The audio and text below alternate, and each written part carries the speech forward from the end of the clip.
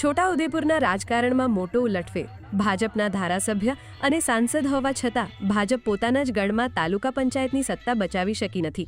અહીં આમ આદમી પાર્ટીએ 26માંથી 15 બેઠકો પર કબજો જમાવીને ભાજપ પાસેથી સત્તા છીનવી લીધી છે. આ પરિણામોએ સાબિત કરી દીધું છે કે જનતા હવે નેતાઓના અહંકાર ચલાવી લેવાના મૂડમાં નથી. આદિવાસી પંથકમાં કોંગ્રેસનો તો સફાયો થઈ ગયો છે, પણ જે ભાજપના નેતાઓ સત્તાના નશામાં હવામાં ઉડતા હતા તેમને આમ આદમી પાર્ટીએ જમીન પર લાવી દીધા છે. ભાજપના ગઢમાં ઝાડુ એવું ફરી વળ્યું કે સંગઠનના મોટા મોટા દાવાઓ પોકળ સાબિત થયા.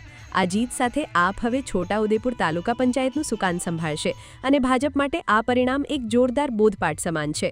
ચૂંટણીના પરિણામોએ સ્પષ્ટ સંદેશ આપ્યો છે કે પ્રજાના કામો કરવાને બદલે જો નેતાઓ માત્ર સત્તાનો આનંદ માણશે તો પ્રજા તેમને શાને ઠેકાણે લાવતા અચકાશે નહીં. છોટાઉદેપુરમાં કમળ કરમાયું છે અને ઝાડુનો જાદુ ચાલ્યો છે.